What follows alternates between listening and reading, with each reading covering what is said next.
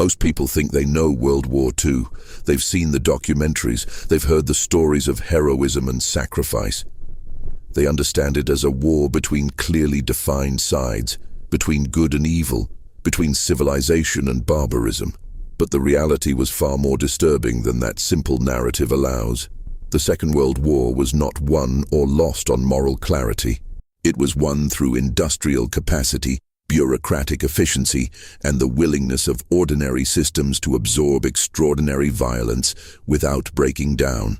What makes the war truly unsettling is not that terrible things happened, but that they happened through paperwork, protocols, and procedures that people followed because that was their job.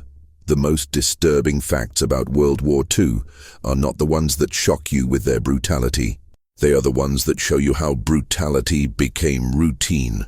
In 1942, the German military established a program called Nacht und Nebel, which translates to night and fog. The name came from a line in an opera. The program itself was designed to make people disappear without a trace. Suspected resistance members in occupied territories were not given trials. They were not executed publicly. They were simply taken in the night and transported to Germany, where no record of their arrest, detention, or fate was ever made available to their families. The purpose was not punishment. It was terror through uncertainty. Families never knew if their relatives were alive or dead. They could not mourn. They could not move on. The absence of information became a weapon. What made this particularly effective was that it required no special cruelty from the people implementing it. Guards filled out forms. Transport officers scheduled trains. Administrators filed reports that were then locked away or destroyed. Everyone involved was following procedure. The program continued until the end of the war. Thousands vanished. Many of their fates remain unknown even now. The system worked exactly as designed. On the Allied side, the British government made a decision early in the war that remains classified in certain details even today. They decided that some cities were more strategically valuable to destroy than others, and they created a list. This was not about military targets in the conventional sense. It was about creating firestorms in densely populated urban centers to break civilian morale. The man overseeing much of this was Air Chief Marshal Arthur Harris, who believed that bombing cities into rubble would shorten the war. The crews who flew these missions were not told they were targeting civilians. They were told they were targeting industrial areas, transportation hubs, and military infrastructure. Technically, this was true, but the operational reality was that incendiary bombs were designed to spread fire through residential neighborhoods. The firestorm in Hamburg in 1943 killed over 40,000 people in a single night. The heat was so intense that people in bomb shelters suffocated as the fires consumed all the oxygen above ground. Their bodies were found in positions that suggested they had been trying to claw through concrete. The air crews who caused this went home and were told they had done their duty. Many of them believed it. The bombing continued for 2 more years. In the Pacific Theater, the Japanese military operated under a doctrine that viewed surrender as the ultimate dishonor. This was not just cultural belief. It was codified in military training and reinforced through ritual and punishment. Soldiers were taught that capture meant shame, not only for themselves, but for their families and their emperor. This belief was so deeply embedded that Japanese forces continued fighting on isolated islands long after the war had ended, sometimes for decades. But the disturbing part is not the dedication. It is what the doctrine enabled. Japanese soldiers in China and the Philippines were told that enemy civilians were subhuman and that killing them was no different from killing animals. This was not the message of a few fanatic officers. It was printed in training manuals. The rape of Nanking in 1937 involved systematic killing, sexual violence, and torture carried out by ordinary soldiers who had been trained to see Chinese civilians as objects. Estimates of the dead range from 50,000 to 300,000. The Japanese military command knew what was happening. They did not stop it. In some cases, they photographed it. The images were used in propaganda back home to demonstrate strength. After the war, many of the officers responsible were never charged. Some became politicians, The Soviets had their own methods. During the defense of Leningrad, the city was under siege for 872 days. Over 1 million civilians died, most of them from starvation. The Soviet government could have evacuated more people before the siege tightened, but they chose not to. The reasoning was that a city full of civilians would force the soldiers to fight harder. Civilians became a strategic asset. Rations were distributed based on usefulness to the war effort. Factory workers received more food than children or the elderly. People who could not work received almost nothing. Cannibalism became common enough that the NKVD, the Soviet secret police, created special units to investigate it. They did not investigate to stop it. They investigated to prevent panic and to arrest anyone who spoke about it publicly. The records of these investigations were classified for decades. When they were finally released, they showed that the authorities had documented over 2,000 cases of cannibalism, but those were only the ones they caught. The real number was certainly higher. The siege was eventually broken, and Leningrad was celebrated as a symbol of Soviet resilience. The cannibalism was not mentioned in the victory speeches. One of the least discussed aspects of the war is how occupied populations were used as experimental subjects. The Japanese Unit 731 conducted biological weapons testing on living prisoners, mostly Chinese civilians, and captured Allied soldiers. They infected people with plague, cholera, and anthrax to study the progression of disease. They performed vivisections without anesthesia.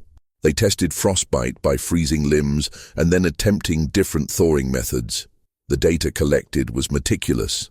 After the war, the United States granted immunity to the unit's leaders in exchange for the research data. None of them were prosecuted. Some of them went on to have successful careers in medicine and academia. The justification given was that the information was too valuable to lose. The ethical implications were set aside in the interest of scientific advancement. The data itself was used in American biological weapons programs during the Cold War. This was not a secret kept by a few rogue officials. It was a deliberate policy decision made at high levels of the United States government. The Germans had their own research programs that operated under similar logic. Doctors at concentration camps conducted experiments on prisoners to test the limits of human endurance. They submerged people in ice water to study hypothermia. They placed them in low-pressure chambers to simulate high-altitude conditions. They infected wounds with bacteria to test experimental treatments. The subjects were not volunteers. They were people who had already been sentenced to death, and the experiments simply determined the method and timing. What made this possible was not sadism, though some of the doctors were certainly sadistic. What made it possible was the framework. The camps were legal under German law. The prisoners had been stripped of legal personhood. The experiments were approved by medical boards. The results were published in journals. Other doctors read them and cited them. The entire structure of medical ethics that had existed before the war was bent to fit the needs of the state, and it bent without breaking. After the war, some of the doctors were tried at Nuremberg. Others were not. Some of the data was used. Some of it was buried. The decision about what to do with the information was made, case by case, based on usefulness rather than morality. The Allied forces were not immune to similar calculations. During the liberation of concentration camps, the soldiers and officers who arrived first were confronted with conditions that defied comprehension. Thousands of prisoners were starving, diseased, and dying. The liberators did not have the medical supplies or infrastructure to save everyone. Decisions had to be made about who received treatment and who did not. In some camps, the healthiest prisoners were treated first because they had the best chance of survival. In others, the sickest were left to die because resources were limited. These were not decisions made out of cruelty. They were decisions made out of necessity. But the result was the same. People who had survived years of brutality died within days of liberation because there were not enough doctors, not enough food, not enough medicine. The soldiers who made these decisions carried them for the rest of their lives. Some of them spoke about it. Most did not. The official reports focused on the liberation itself, not on the deaths that followed. The use of forced labor was not limited to the Axis powers. The Soviet Union operated a vast system of labor camps known as the Gulag, which predated the war but expanded massively during it. Prisoners included political dissidents, captured soldiers, ethnic minorities, and ordinary criminals. They were used to mine coal, build railways, and log timber in conditions that killed them at rates comparable to German concentration camps. The difference was that the Gulag was not designed for extermination. It was designed for labor. Death was a byproduct, not the goal. This distinction mattered legally, but not practically. Millions of people were worked to death in camps that continued operating long after the war ended. The Soviet government did not acknowledge the full scale of the Gulag system until decades later. Even now, the total number of deaths remains uncertain. Estimates range from 1.5 million to over 10 million. The lack of precise records was not accidental. It was policy. In the United States, over 100,000 Japanese Americans were forcibly relocated to internment camps beginning in 1942. They were not charged with crimes. They were not given trials. They were removed from their homes because of their ethnicity. The legal justification was national security. The practical justification was racism and fear. Families were given days or sometimes hours to sell their property and businesses. Most of them lost everything. The camps themselves were located in remote desert areas, surrounded by barbed wire and guard towers. The conditions were not brutal by the standards of the war, but they were humiliating and unjust. The people imprisoned there were American citizens. 2/3 of them were born in the United States. Some of them had sons serving in the American military. The 442 Infantry Regiment, composed almost entirely of Japanese American soldiers, became one of the most decorated units in American history, while their families were imprisoned. The internment was ruled constitutional by the Supreme Court in 1944. It was not formally apologized for until 1988. The strategic bombing campaigns conducted by both sides involved a level of destruction that is difficult to grasp from a modern perspective. The city of Dresden was bombed by British and American forces in February of 1945. The city had limited military value. It was a cultural center and a refugee hub. The bombing created a firestorm that killed an estimated 25,000 people, though some estimates go higher. The heat was intense enough to melt glass. Bodies were incinerated so completely that they could not be identified or counted. The bombing was controversial even at the time. Some military officials questioned whether it was necessary. The official justification was that Dresden was a transportation center supporting German military operations. The operational reality was that the war was nearly over, and the bombing had more to do with demonstrating power than achieving a military objective. Winston Churchill himself expressed doubts about the bombing after it occurred, though he later walked back his criticism. The debate over whether Dresden was a war crime continues. What is not debatable is that tens of thousands of civilians were killed in a single night by forces representing democratic nations that claimed to be fighting for civilization. The atomic bombs dropped on Hiroshima and Nagasaki in August of 1945 killed over 200,000 people, most of them civilians. The decision to use the bombs has been justified as a way to avoid a land invasion of Japan that would have cost even more lives. This justification is not unreasonable, but it simplifies the reality. The bombs were also used to demonstrate American power to the Soviet Union. They were used to end the war quickly before the Soviets could claim more territory in Asia. They were used because they had been built at enormous cost, and there was political pressure to justify that cost. The people who died in Hiroshima and Nagasaki were not asked if they would prefer to be incinerated to prevent a hypothetical invasion. They were vaporized, burned, irradiated, and buried in the rubble of their cities because it served strategic interests. The survivors, known as hibakusha, suffered from radiation sickness, cancer, and social stigma for the rest of their lives. Many of them were treated as outcasts in their own country. The bombs ended the war, They also introduced the world to a form of warfare that made all previous forms of mass killing obsolete. The people who built the bombs knew what they were creating. J. Robert Oppenheimer, the scientific director of the Manhattan Project, later quoted Hindu scripture, saying he had become death, the destroyer of worlds. He said this after the fact. He did not say it in time to stop anything. The immediate aftermath of the war saw violence that is rarely discussed in popular histories. In France, women who had relationships with German soldiers during the occupation were publicly humiliated. Their heads were shaved. They were paraded through the streets.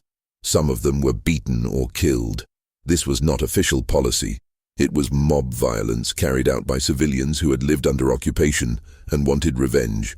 The authorities often looked the other way. In Eastern Europe, retreating German populations were attacked by Soviet forces and by local populations seeking retribution. Millions of ethnic Germans were expelled from Poland, Czechoslovakia, and other countries. The expulsions were brutal. Thousands died from exposure, starvation, and violence. The Allies were aware of this, and in some cases endorsed it as a way to prevent future conflicts. The idea was that moving populations would create ethnically homogeneous states that would be more stable. The human cost of this policy was considered acceptable. In Yugoslavia, the communist partisans under Tito executed tens of thousands of suspected collaborators and political enemies in the months following the war. Many of these executions were carried out in mass shootings, and the bodies were dumped in caves and mass graves. The exact number of dead is still unknown. The killings were not prosecuted. They were absorbed into the narrative of liberation. The Nuremberg trials and the Tokyo trials are often presented as moments of justice, but they were also exercises in selective accountability. The defendants were chosen based on a combination of legal culpability and political usefulness. Many people who committed atrocities were never charged because they were needed for reconstruction or because prosecuting them would have been politically inconvenient. In Japan, Emperor Hirohito was not charged with war crimes despite his role in approving military actions. The decision was made by American occupation authorities who believed that maintaining the emperor was necessary for stability. In Germany, thousands of former Nazis were integrated into the government, the military, and the intelligence services of both East and West Germany because their expertise was considered valuable. The Cold War created a context in which former enemies became useful allies. This was not hidden. It was openly acknowledged. The moral compromises were framed as pragmatic necessities. The people who benefited from these compromises went on to live ordinary lives. Some of them expressed remorse, many did not. The psychological impact of the war on the people who fought it is another area that was systematically minimized. Soldiers returning from combat were expected to resume normal lives without acknowledgement of what they had experienced. There was no widespread system of psychological support. The term post-traumatic stress disorder did not exist. Soldiers who struggled were seen as weak or cowardly. Many of them turned to alcohol or withdrew from society. Suicide rates among veterans were high, though exact numbers are difficult to determine because the data was not systematically collected. The men who had killed other men, who had seen their friends die, who had participated in or witnessed atrocities, were told to move on. Some of them could. Many of them could not. The cultural narrative of the war emphasized heroism and victory. There was little room for trauma or moral ambiguity. The soldiers who could not fit into that narrative were left to manage on their own. Women who were sexually assaulted during the war faced similar silence. Soviet soldiers raped an estimated 2 million German women during the occupation of Germany. This was not a secret. It was widely known and widely ignored. The official Soviet position was that it did not happen, or that it was exaggerated by German propaganda. The women who reported assaults were often dismissed or blamed. In Japan, the military operated a system of so-called comfort stations where women, mostly from Korea and China, were forced into sexual slavery to serve Japanese soldiers. Estimates suggest that as many as 200,000 women were enslaved in this system. After the war, Japan did not officially acknowledge the program for decades.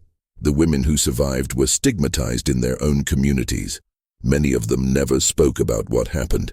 When some of them finally came forward in the 1990s, the Japanese government offered limited apologies and compensation, but the issue remains politically contentious. The comfort women system was not an aberration. It was an organized program with paperwork, logistical support, and official approval. The women were transported, registered, and assigned to units. The soldiers who used the system were following orders or taking advantage of a service provided by their government. The use of chemical weapons during World War II was limited compared to the First World War, but it still occurred. The Japanese used chemical agents in China on numerous occasions. Mustard gas and other agents were deployed against both military and civilian targets. The use was deliberate and strategic. After the war, evidence of chemical weapons use was documented, but prosecutions were rare. The United States also stockpiled chemical weapons during the war and planned to use them in the invasion of Japan if necessary. The plans were detailed and the weapons were ready. The invasion never happened, so the weapons were never used, but the willingness to use them was not in question. The decision not to use chemical weapons was not a moral decision. It was a practical one. Chemical weapons were considered less effective than conventional or atomic weapons in most scenarios. One of the most persistent myths about World War II is that it was a war fought with clear rules and boundaries. The Geneva Conventions existed, but they were routinely ignored by all sides. Prisoners of war were supposed to be treated humanely. In practice, treatment varied wildly. German prisoners held by the Western Allies were generally treated in accordance with the conventions. Soviet prisoners held by Germany were not. They were starved, worked to death, or executed. The survival rate for Soviet prisoners in German camps was roughly 40%. German prisoners held by the Soviets fared little better. Japanese prisoners were rare because Japanese soldiers rarely surrendered, but those who did were sometimes executed by Allied forces in the Pacific. This was not official policy, but it happened often enough that it was noted in reports. The reports were filed and forgotten. The executions were not prosecuted.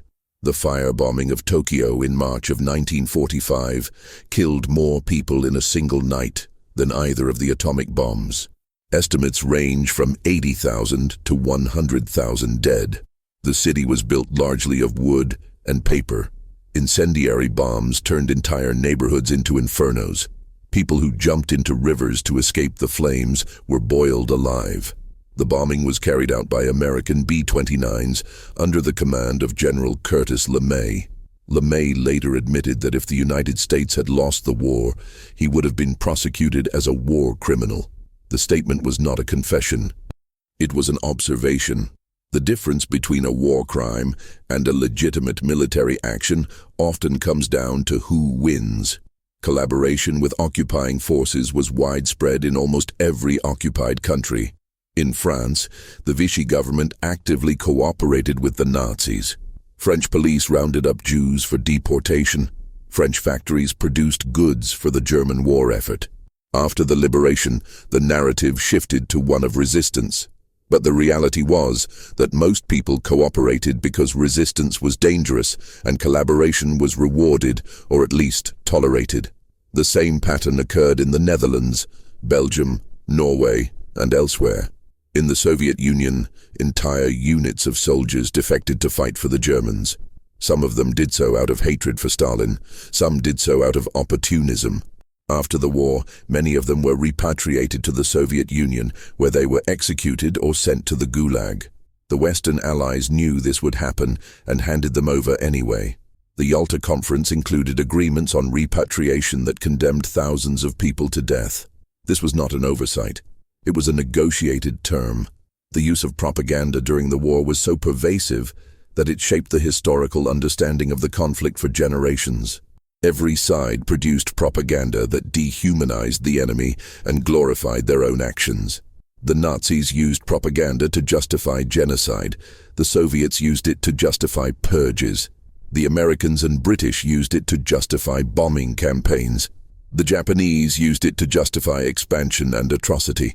After the war, much of this propaganda was dismantled, but the narratives it created persisted.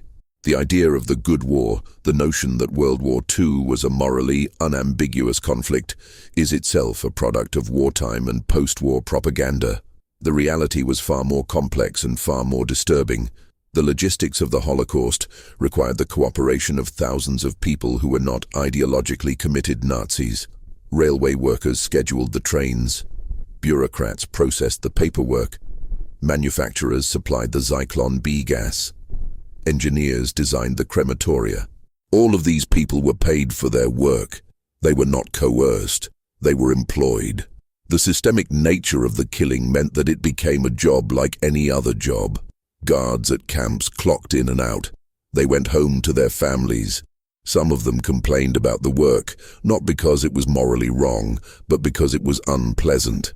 The normalization of genocide was possible because it was embedded in a system that functioned according to rules and procedures. People followed the rules. The Holocaust was not a breakdown of civilization. It was civilization functioning in the service of evil. Medical professionals in various countries participated in eugenic programs that were either directly connected to the war or enabled by the conditions the war created.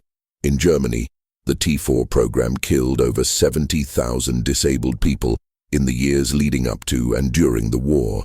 The program was a precursor to the Holocaust and used many of the same methods, including gas chambers. The people who ran the T4 program were doctors and nurses. They were not assassins. They saw themselves as advancing public health by eliminating people they considered genetically inferior. After the program was officially halted due to public pressure, it continued in secret. Disabled children were starved or given lethal injections. The deaths were recorded as natural causes. In Scandinavian countries, forced sterilization programs targeted people deemed unfit to reproduce. These programs were legal and widely supported by the medical community. They continued in some countries into the 1970s. The logic was the same. Improve the population by preventing certain people from having children. The war did not create these ideas, but it created conditions in which they could be implemented on a massive scale. The post-war division of Europe and Asia created conditions for further suffering that were direct consequences of the war, but are rarely included in discussions of it. The partition of Germany led to decades of division and the construction of the Berlin Wall. Families were separated. People who tried to cross were shot. The partition of Korea led to a war that killed millions and created a totalitarian state in the north that still exists.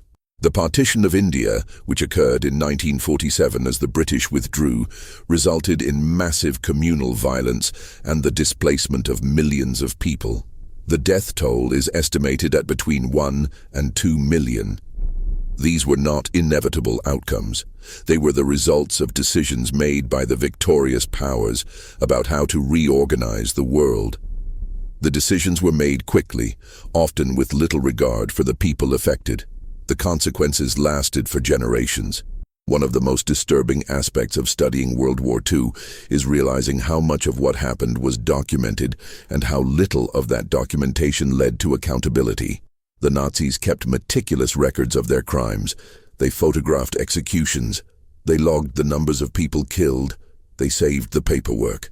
When the Allies captured these records, they had undeniable proof of what had occurred. Some of the perpetrators were prosecuted. Most were not. The records were archived. Some of them were classified. Some of them were lost. The same pattern occurred with Japanese records. Evidence of atrocities was documented, captured, and then selectively used or ignored based on political considerations. The existence of evidence did not guarantee justice. It only guaranteed that future generations would know what had been allowed to happen. The firebombing campaigns, the atomic bombs, the strategic decisions to target civilians, the use of forced labor, the medical experiments, the mass rapes, the expulsions, the internments, all of these were carried out by governments that claimed to represent the forces of civilization and progress. The architects of these policies were not madmen. They were elected officials, military officers, and civil servants who believed they were acting in the best interests of their nations. They wrote memos. They attended meetings. They justified their decisions with references to necessity, strategy, and the greater good. The systems they operated within allowed for these decisions to be made and implemented without significant internal resistance. The people who carried out the orders did so because that was their role. The machine functioned. The war continued. After the war ended, the world was left with the task of deciding what to remember and what to forget. Monuments were built to honor the dead. Museums were established to preserve the evidence. Trials were held to assign blame. But the deeper question of how ordinary systems and ordinary people had enabled such extraordinary violence was never fully addressed. The focus was on individual guilt and national responsibility. The structural and procedural aspects, the bureaucracy of atrocity, the normalization of violence, these were harder to confront because they implicated not just the losers, but the winners as well. Every nation that participated in the war had made moral compromises. Every nation had prioritized victory over ethics at various points. Acknowledging this would have complicated the narrative of liberation and justice. So it was minimized. The survivors of the war carried their experiences in silence or tried to. Some of them wrote memoirs, some of them testified, but many of them simply tried to move on. The scale of the trauma was too large to be processed collectively. Societies that had been devastated needed to rebuild. They needed workers, not storytellers. They needed productivity, not reflection. The people who had lived through the war were expected to contribute to the recovery. Their personal suffering was secondary to the collective need for normalcy. This was not cruelty, it was survival. But it meant that much of the emotional and psychological reality of the war was buried along with the bodies. The technological advancements that emerged from the war were celebrated as progress. Radar, jet engines, antibiotics, nuclear energy, all of these came out of wartime research. The fact that much of this research was conducted in parallel with programs of extermination and human experimentation was compartmentalized. The data was useful. The methods were not discussed. The scientists and engineers who contributed to the war effort went on to prestigious careers. Some of them expressed regret. Most of them defended their work as necessary. The line between innovation and atrocity was not always clear, and in many cases it was deliberately blurred. The cultural legacy of World War II is one of heroism and sacrifice, of the greatest generation saving the world from tyranny. This narrative is not entirely false.